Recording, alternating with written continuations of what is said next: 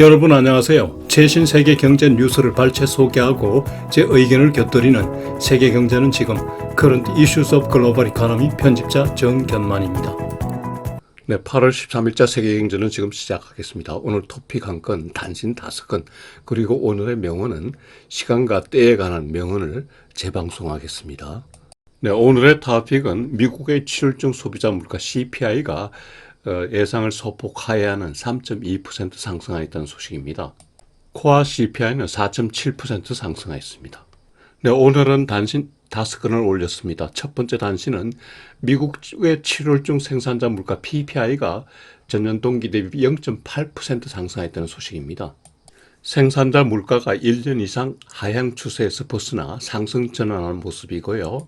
전월 대비로는 0.3%나 상승한 것입니다. 두 번째 단신은 8월 중 미국인 소비 심리 지수가 71.2로 하락하였다는 소식인데요. 소비자들은 향후 1년 물가를 3.3% 상승할 것으로 전망하는군요. 세 번째 단신은 중국의 최대급 부동산 기업인 컨트리 가든이 경영위기를 맞았다는 소식입니다. 상반기 중에 76억 달러 적자를 예고한 상태에서 8월 7일에는 5억 달러 예하 채권에 대한 이자 지급에 실패하였습니다. 네 번째 단신은 101세 최고령 의사로 기네스북에 등재된 한 신경과 의사의 뇌건강법을 소개하겠습니다. 다섯 번째 단신은 다음 주 미국 금융시장 주요 이슈 및 일정입니다. 그리고 오늘은 시간과 때에 관한 명언과 속담을 소개하겠습니다. 네, 오늘의 토픽. July CPI report shows inflation gauge rose 3.2%, less than expected. CNBC 뉴스 보시죠.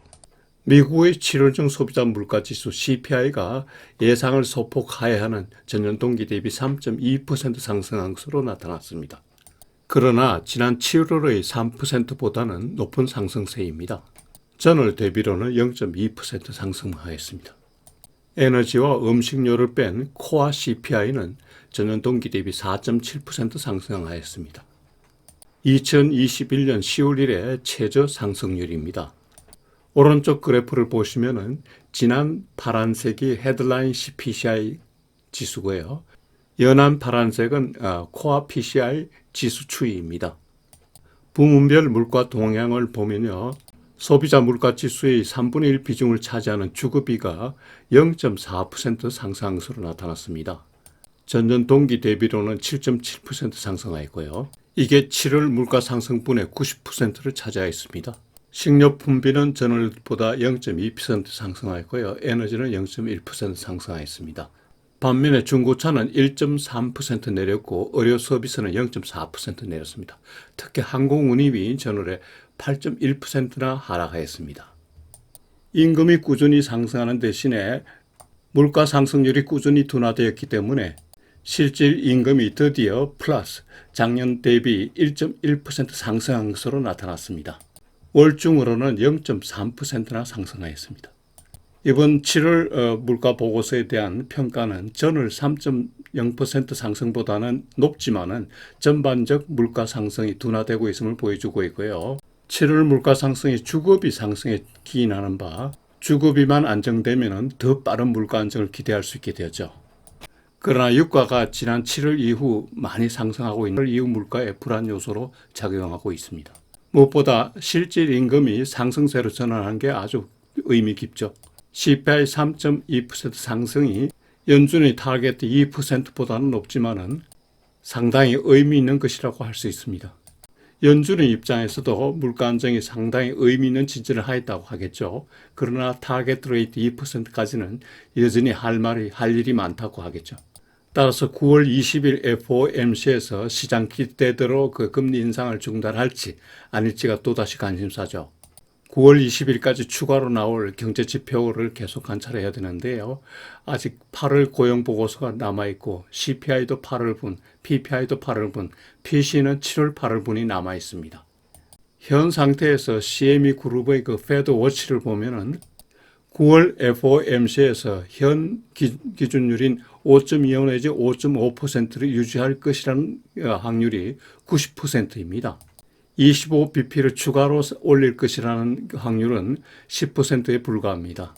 지난주에 금리 인상 가능성이 13%였는데 이게 10%로 줄어든 겁니다. 현재와 같은 추세가 지속되면은 9월 20일은 금리 동결이죠. 네, 오늘의 첫 번째 단시는 미국의 7월 중 생산자 물가 PPI가 전년 동기 대비 0.8% 상승으로 나타난 소식입니다. 생산자 물가 지수가 1년 이상 하향 추세를 벗어나 상승 전환하는 모습인데요. 특히 월 중으로는 0.3% 상승한 것입니다. 1월 1회 최고 상승률입니다. 부문별로 보면요. 서비스 부문이 역시 0.5% 상승해서 상승을 주도하고 있습니다. 지난해 3월 1회 최고 상승률입니다. 음식료도 전월 대비 0.5%나 상승하였습니다. PPI 지수가 상승으로 전환하는 주 요인을 보면요. 소비 지출이 지속 증가함에 따라서 생산 수요가 증가되었고 이에 따라서 원재료 가격과 수송비가 상승하고 있습니다. 생산자는 이를 소비자에게 전가시키기 때문에 생산자 물가가 올라가는 거죠. 생산자 물가는 추가 상승할 것으로 전망되는데요. 우선 기저효과가 베이스 이펙트가 있습니다.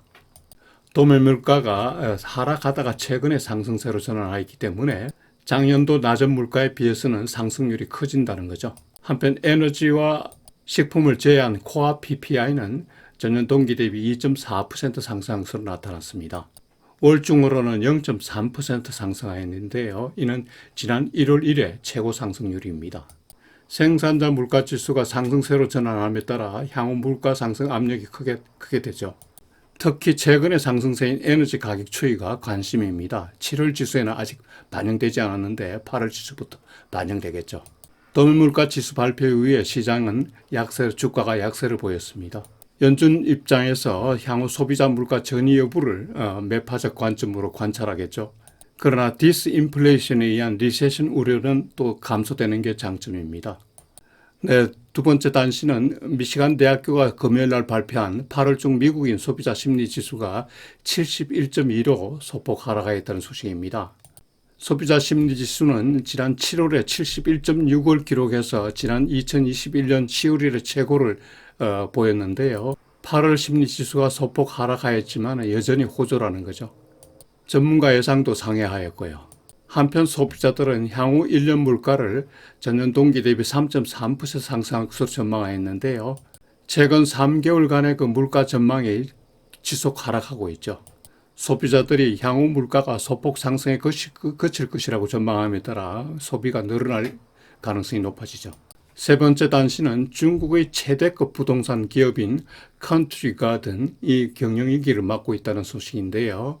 지난 상반기 중에 76억 달러, 우리 돈으로 약 10조 원의 적자를 예고하였고요. 지난 8월 7일에는 두 건의 예화채권 5억 달러에 대한 이자 지급을 하지 못했습니다.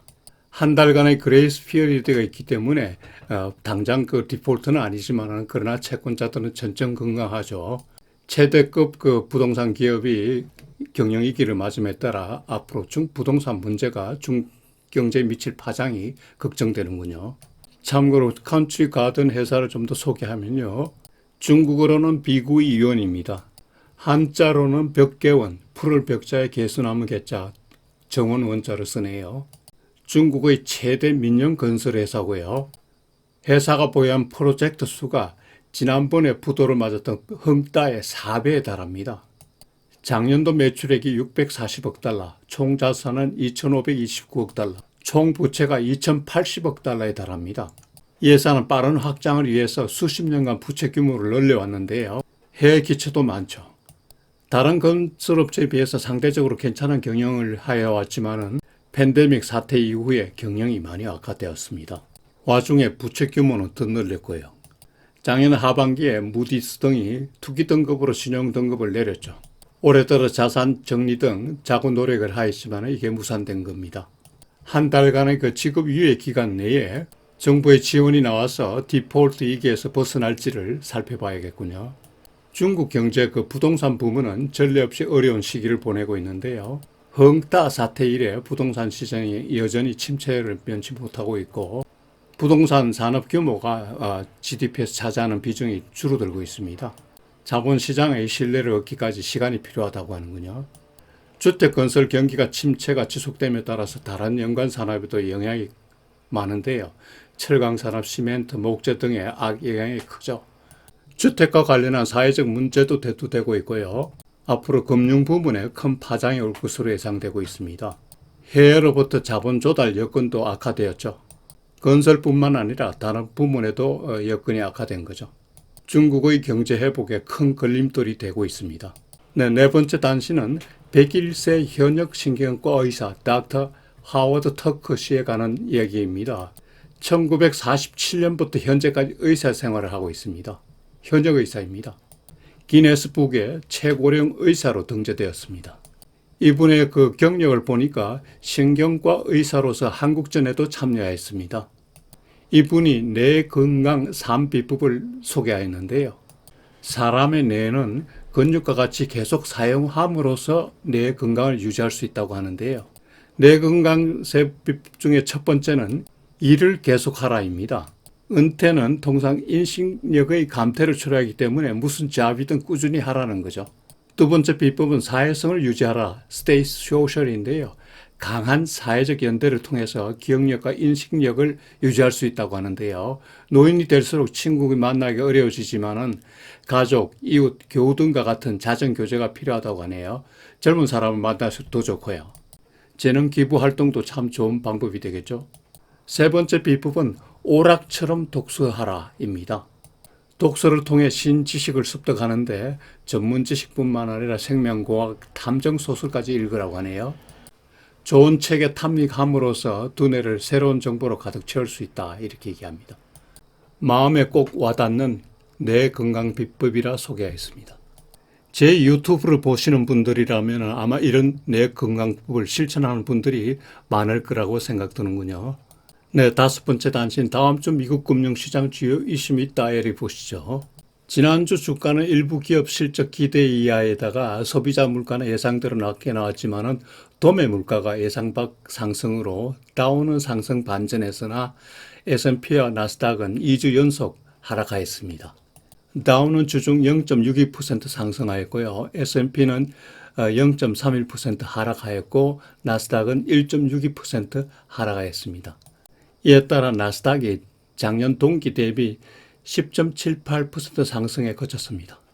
국채 수익률은 도매 물가가 예상 밖으로 상승한 데다가 신용등급 하향 여파가 있었기 때문에 장단기물 모두 상승하였습니다.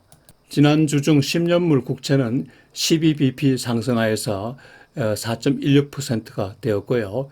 2년물은 12bp 상승하여서 수익률이 4.89%까지 올랐습니다.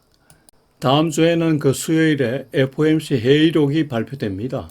경제 지표로는 소매 판매 동향, 산업 생산 등이 관심이고요. 한편 다음 주에는 중국에서 산업 생산 및 소매 동향이 발표되고 EU에서는 GDP, 그리고 일본에서는 GDP와 물가 발표가 있습니다. 최근 저는 그 IMF의 전망과 달리 세계 경제가 좀 더 나빠질 수 있다는 불안감이 들기 때문에 각국의 경제 지표가 발표될 때마다 좀 더 세밀하게 보고 있습니다. 7월 중 미국 소매 판매는 전월 대비 0.4% 상승할 것으로 예상되는데 미국 경제는 소비의 호조에 따라서 계속 좋은 편이죠. 2분기 기업 실적 발표가 마무리 단계에 들어가는데요. 다음 주에는 그 홈디포, 시스코, 월마트 등이 발표하는군요. 네, 요일별 일정은 표를 참고하시기 바랍니다. 여러분 다음 한 주도 즐겁고 보람차게 지내시기 바랍니다. 지난주에 그 입추와 말복이 지남에 따라서 더위가 좀 꺾인 듯한 느낌도 드네요. 네, 사람마다 시간에 대한 느낌이 다르죠. 어떤 사람은 한 시간이 하루 같고 어떤 사람은 한 달이 하루 같습니다. 여러분은 어떠신가요? 오늘 시간 때에 관한 명언을 시청하시면서 자기 시간의 소중함을 새겨보시기 바랍니다.